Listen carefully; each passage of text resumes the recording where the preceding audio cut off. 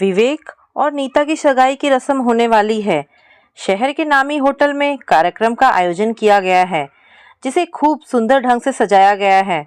दोनों परिवार के सदस्य आना शुरू हो चुके हैं। दोनों परिवारों की सलाह पर बहुत कम लोगों को आमंत्रित किया गया है, क्योंकि उनका कहना है शादी भी जल्दी कर दी जाएगी। गुलाबी गाउन तथा मैचिंग श्रृंगार, आकर्षक हेयर स्टाइल से सजी नीता बेहद खूबसूरत लग रही थी। विवेक भी किसी हीरो से कम नहीं लग रहा था। दोनों के चेहरों पर चमक के साथ साथ मुस्कान भी थी। उनके सपने जो पूरे होने जा रहे थे। कार्यक्रम बहुत शानदार रहा। नीता और विवेक ने एक दूसरे को सगाई की अंगूठी पहनाई। दोनों ने मिलकर डांस भी किया। 2 महीने पहले ही विवेक ने अपने दोस्त की शादी में नीता को देखा था। वह उसके दोस्त के दूर की रिश्तेदारी में थी। चुलबुली, खूबसूरत, आकर्षक नीता शादी में खूब रौनक लगा रही थी। मस्ती मजाक, डांस सभी में बढ़ चढ़कर हिस्सा ले रही थी। उसकी अदाओं से विवेक इतना प्रभावित हुआ कि मन ही मन निर्णय ले लिया, शादी करेगा तो नीता से। जब माता पिता को उसने नीता के बारे में बताया तो अपने इकलौते बेटे की इच्छा के आगे वे भी झुक गए। दोनों के शहरों की दूरी लगभग 2 घंटे की थी। यह फैसला लिया गया कि शादी जल्द कर दी जाएगी। सगाई के बाद नीता और विवेक की फ़ोन पर बात होने लगी। एक दूसरे के शौक और अपने भविष्य के सपने देखने की बातें वे अक्सर करते।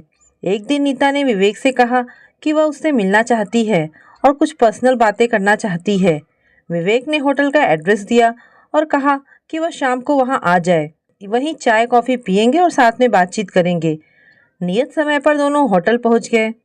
कुछ देर हंसी मजाक, चुहलबाजी होती रही। अचानक नीता बोली, विवेक, एक बात तो मैं तुमसे पूछना ही भूल गई। शादी के बाद तुम्हारे माँ बाप कहाँ रहेंगे? मैं अभी यही बात क्लियर कर देना चाहती हूँ ताकि बाद में कोई परेशानी ना हो।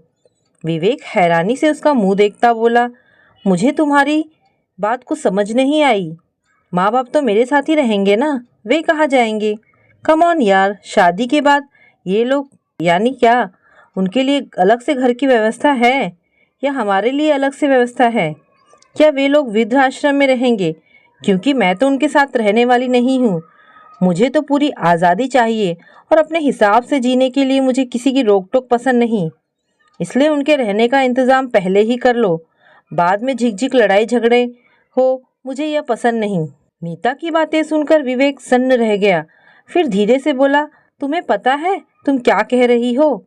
हाँ, मुझे सब पता है मैं क्या कह रही हूँ। मैंने इसीलिए तो तुम्हें बुलाया था। मैं यह बात स्पष्ट रूप से क्लियर करना चाहती हूँ। शादी के बाद हम दोनों अलग घर में रहेंगे। संयुक्त परिवार में रहने में, बूढ़े सठियाए लोगों के साथ रहने में, सास ससुर की सेवा करने में मुझे कोई दिलचस्पी नहीं है। शादी तो एंजॉय करने के लिए करनी है, बूढ़े लोगों की सेवा करने के लिए नहीं। अपनी खुशियों को थोड़ी कुर्बान करना है। मैं तो अपने घर में भी आज़ाद रहती हूँ। मुझे किसी की रोक टोक पसंद नहीं, ना मुझे कोई रोकता है। आगे भी मुझे ऐसे ही रहना है। कुछ देर दोनों खामोश रहे। फिर विवेक ने कहा, जरा अपना हाथ आगे बढ़ाना। नीता ने बड़ी अदा से अपना हाथ विवेक के सामने कर दिया। विवेक ने उसकी उंगली से सगाई की अंगूठी बाहर निकाल ली और अपने जेब में डाल दी। फिर अपनी उंगली से सगाई की अंगूठी निकालकर उसके हाथ पर रखते हुए बोला, इसे संभाल लो, अब यह मेरे काम की नहीं। नीता आंखें फाड़े उसे देखती रह गई। यह क्या मजाक है? मजाक नहीं, हकीकत है। अच्छा हुआ तुमने शादी के पहले ही अपने अंदर के घटिया, गलत और बेहुदे संस्कारों से परिचित करा दिया, वरना शादी के बाद अगर यही बात कहती तो हमारी ज़िंदगी में जहर घोलती। माता पिता जिन्होंने हमें जन्म दिया, उनके एहसान हम जिंदगी भर नहीं उतार सकते। अपनी ज़रूरतों, इच्छाओं को ताक पर रखकर उन्होंने मेरी परवरिश की है। मेरी माँ लोगों के कपड़े सीकर, स्वेटर बुनकर घर की आर्थिक मदद करती रही और मेरी हर मांग पूरी करती रही। मुझे इस लायक बनाया है कि आज मैं एक अच्छे ओहदे पर नौकरी कर रहा हूँ। उनके लिए मेरे मन में जो सम्मान है, प्रेम है, आदर है, वह ईश्वर तुल्य है। और तुमने इतने घटिया, आपत्तिजनक अपशब्द कहकर उनका अपमान नहीं किया, बल्कि अपने कुसंस्कारों का परिचय दिया है। तुम हमारे घर के लायक नहीं हो। अब अपने लिए ऐसे लड़के की खोज कर लेना जो अपने माँ बाप के लिए तुम्हारे कहे अपशब्दों को बेगैरत होकर सुनने की हिम्मत रख सके। मैं ही गलत था जो तुम्हारे बाहरी रूप पर मर मिटा। यह नहीं जानता था कि तुम्हारे संस्कारों में इतना घटियापन ओछी सोच, स्वार्थ और संवेदनहीनता भरी हुई है। हमारा जो रिश्ता बना था, आज मैं तुम्हें उससे मुक्त करता हूँ। अब हमारे रास्ते अलग अलग हैं, जो कभी मिल नहीं सकते।